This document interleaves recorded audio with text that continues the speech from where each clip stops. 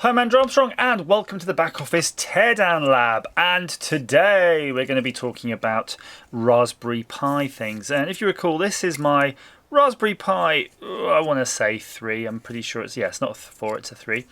And on top of it here is a opto-isolated relay hat. So that's cute, allows you through GPIO to twiddle the relays. But that's not really what I want to talk about today. It's just that, if you recall, I was using this as the base of a robot. Well, a whole load of things have arrived, and I've got a big pile of them basically off camera. Well, why off camera? I'll show you on camera. Look, it's literally... my address is on that much stuff. So we're going to be going through all these things. But first comes first, I would like to talk about this box because it looks cool. LiDAR. Oh, is that a D? Is it a LiDAR? But as you can imagine, it's a LiDAR. And because if you have a robot, it needs to have eyes and senses and stuff like that, I thought this would be a great sensor because it gives you the ability to look around you, so you not only get obstacle detection, but you also get range detection all rolled into one. Oh, quick start guide. Download software from YD LiDAR, ydlidar.com. Connect the LiDAR as the instruction, and then sense the world. Okay, well, we're going to sense the world now. So you open the box, you got a little Chinese thing. I mean, it's literally written in Chinese, and it's made in Chinese, so it's doubly Chinese. And then there's a little card, which is probably your warranty certificate of authenticity. And if you recall from my Roborock unboxing video, I actually dismantled the Roborock vacuum cleaner because I need to fix it. And it has one of these modules, and this is looking suspiciously exactly like the module you get in the robot vacuum cleaner. So that's kind of cool. It's standardized to that point. Oh, it's very tight in there. I'm almost a bit scared pulling it out because it's all on a bearing and you don't want to bend anything. I'm actually quite pleasantly surprised it does have a USB-C gadget, which I presume is for connecting it to the PC. Yes, that's data. The data is USB-C, but the power is a USB micro, which is interesting. And then you can just about see on the little box here, MCTR, ground TX-RX, and 5 volts. Well, we don't know what MCTR is, but we do know what the rest is. It's clearly serial. So I'm guessing the software will just take the serial data from here and process it. MCTR, that's probably the motor control actually. Yeah, it's because it's got to power this little motor here that spins that up.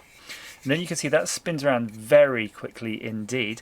And then when we look in the end, you can see that is a laser diode that's shining out.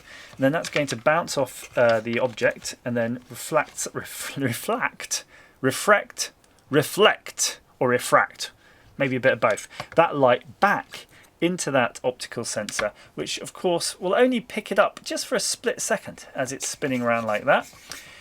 And you can imagine between triangulating all of that data, you'll be able to do a big sweep around, and anytime there's an object, it's going to be much closer. You're getting a distance all the way around, a bit like when you see the ultrasonic one doing that. You can build a map, and then you can decide where you're going to go. But looking at the footprint, yeah, this looks exactly like a kind of a more model, like a... When I say model, I mean like a kit that you can screw into version, like a hobby version of the thing that's in the vacuum cleaner. Because clearly the ones in the vacuum cleaner are mass produced and made to fit that chassis. Exactly. So that's the first thing. Next thing here, let's see, it's just literally in no particular order, off the top of the list, is a Witty Pi 3, which is a real-time clock and power management board for the Raspberry Pi 3, which is great.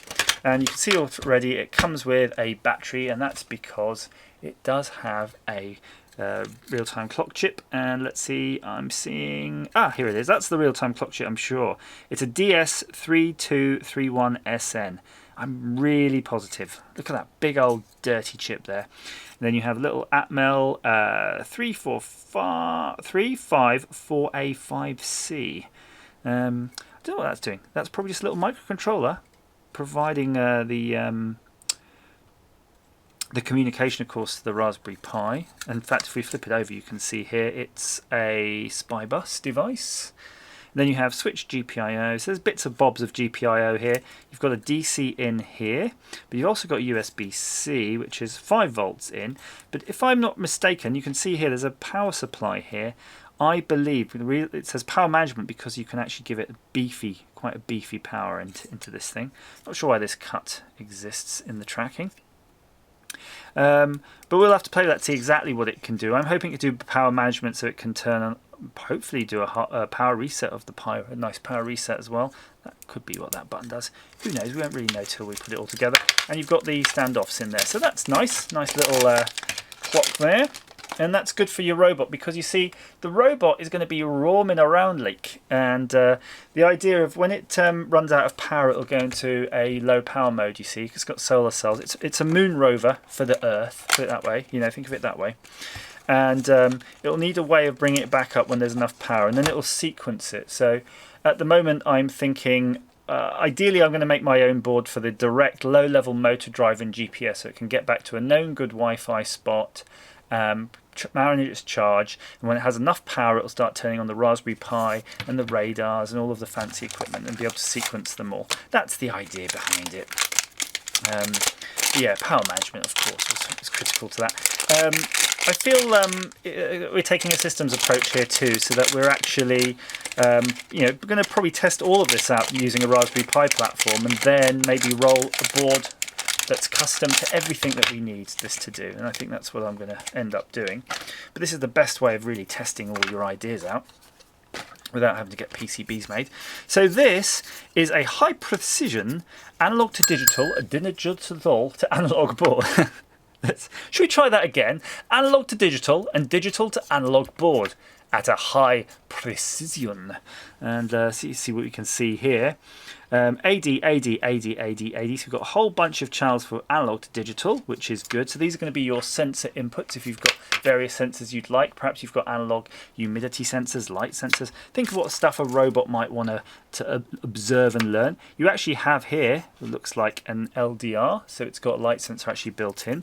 There is a twiddly pot, which is probably just giving you an analog input on a trim, which is nice. So maybe there's a parameter that you want to set in your robot, maximum speed. You can use that handy little user interface they've got here ready for you. And then you have jump A ground. So where's the analog ground coming from? So I guess that's just jumping the standard ground to analog ground. But then if you want your own analog ground, you can probably just whip that off and then attach something to your A ground pin. So that's probably just literally grounding analog ground to ground. And if I had a meter handy, which I don't seem to have, we could just probably probe that out. But anyway, it's not that important.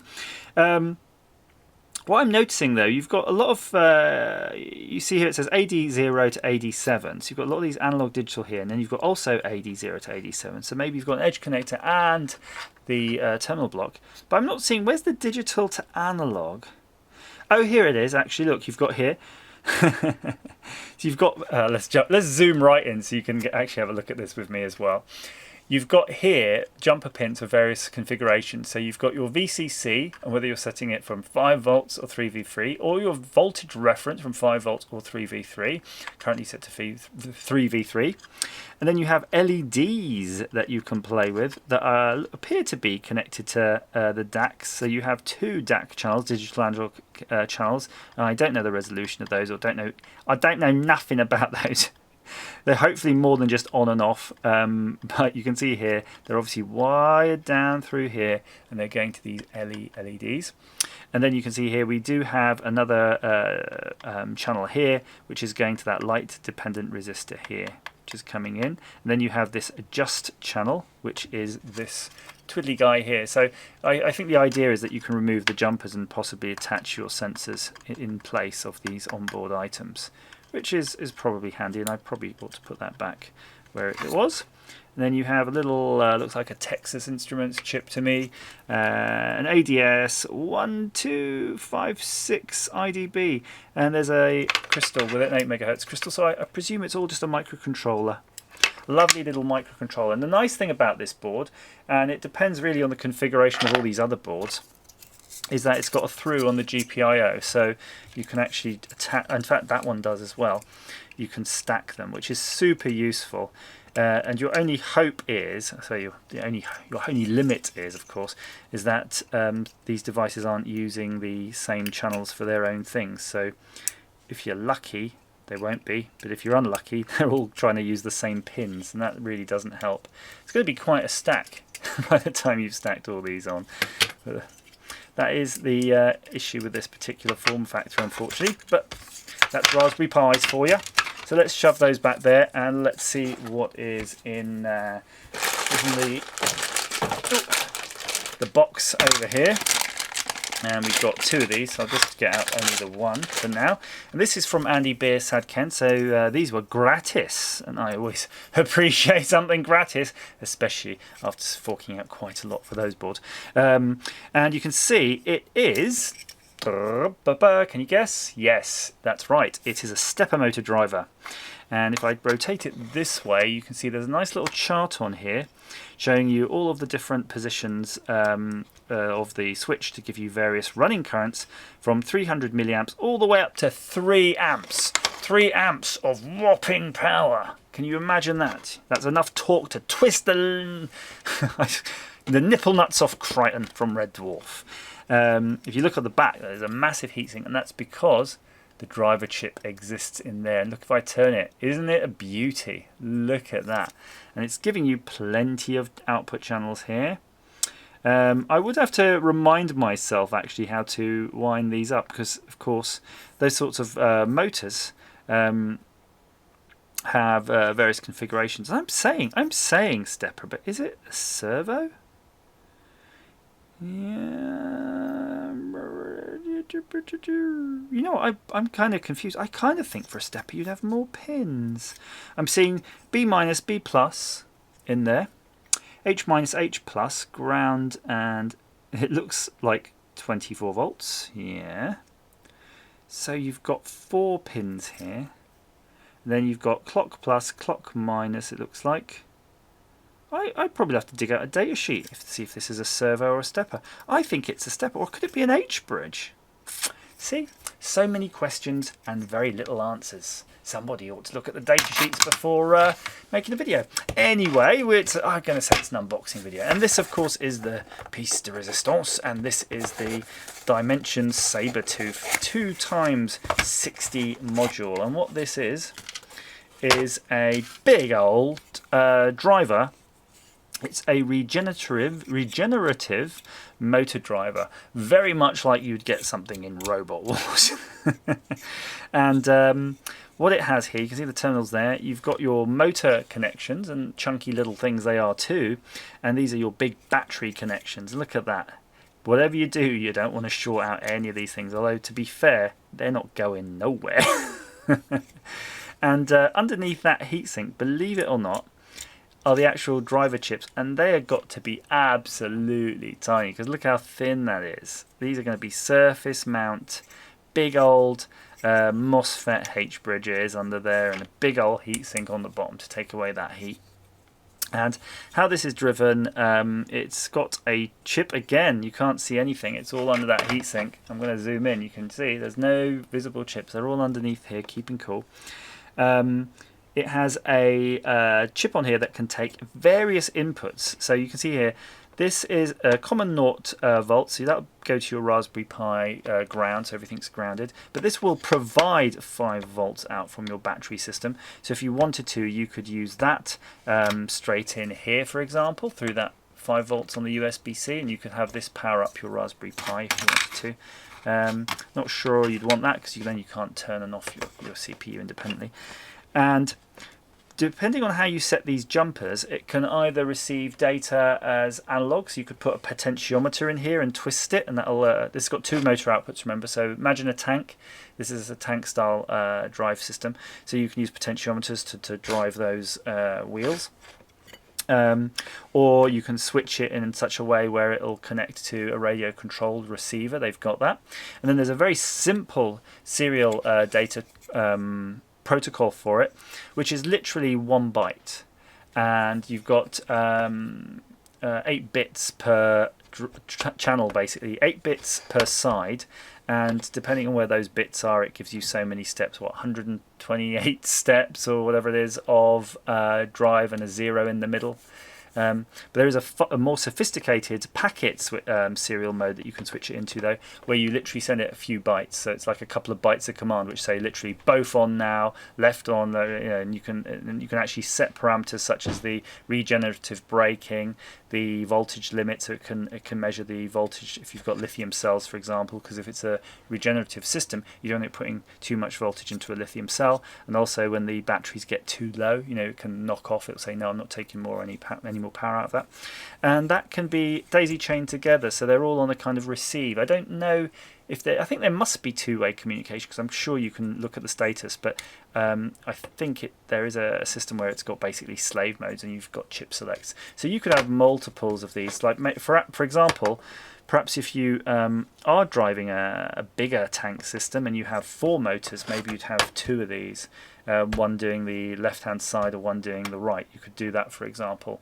Or you could double duty them, so you could have 2, and one doing front wheels and one doing back wheels, and you could send them commands that way. Again, depending on your applications and how robust it needs to be. Now, I am aware, of course, I have been speaking for well over a quarter of an hour on this subject, so I hope you're still with me. But you can see here you've got the building blocks really for quite a lot of fun stuff. And as I say, as a systems engineering approach, it might not be possible to hook all of these up to a Raspberry Pi, because purely you might not just have enough GPIO accessible to everything. So we might start slipping in. Either we'll use the oh my gosh, how have I forgotten that little board I made? Remember the little pocket computer? We might, I keep meaning to respin that platform, so that will probably ultimately be the main low-level system of this that will control the GPS and the get home, like the basic heartbeat of the system that will allow power sequencing to all these other modules. But what we'll probably do is then maybe bring up some Arduino. So it might be, if we're going to use an example, imagine this is the inspiration engine. That's what it was called, little inspiration engine based system, our own one based on Lua, low level, speaks to a GPS, speaks to the charger, speaks to the solar cells, speaks to probably the motor driver. Maybe this, what I mean. These are together, so it can move, it knows where it is, and it can look for Wi-Fi. That's all its modus operandi is: charge up, find your Wi-Fi. Now, if it has plenty of power in the battery cells, then this will maybe then go through a second stage, which would be like a relay type board. Forget there's a Pi on this, just a relay board then, which will start to bring up things. So the first relay thing will start to bring up the Raspberry Pi, which of course has its real-time clock and sensors. And the Raspberry Pi then in turn can start bringing up this, because you need the Raspberry Pi to process that data anyway, so there's no point having that connected to your low-level system, if that makes any sense. Anything else? So for example, if you have a two-way web camera, that could also operate independently. So if it was me, if I've got the Raspberry Pi sitting on the Wi-Fi, so that can communicate back to your base station. I mean, all these devices have their own Wi-Fi separately, so they're all trying to connect to the same SSIDs or a back channel on maybe on a 4G or 5G. So you've got a multiple access web camera that can just also exist here, and it will be powered on separately. It doesn't even have to talk to the Raspberry Pi. So all of these systems are just basically logging, slotting into your platform and then operating independently, and then all orchestrated by this. And these motor drivers, you think, where do these come on? These are starting to come in for actuation, yeah? I think we might want to build in some actuation.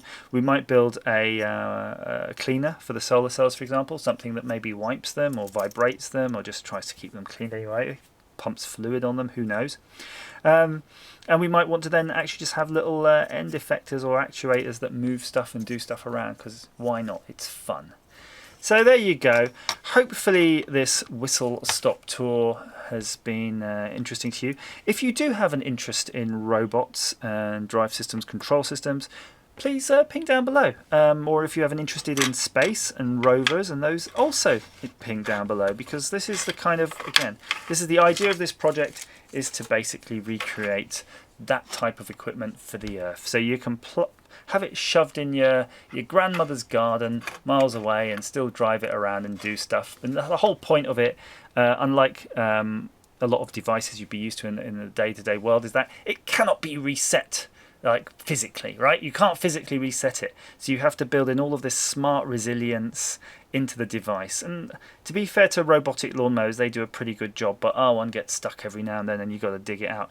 This is supposed to be something that can just operate entirely on its own. And what would be cool, I really like the idea of this, now that it's just come into my head, is to have a weather station, one of those internet weather stations on it, so it can drive around and gather some other information. So, comment down below, join me on my Discord, ping me on Twitter, whatever you want. And as ever, thank you for watching.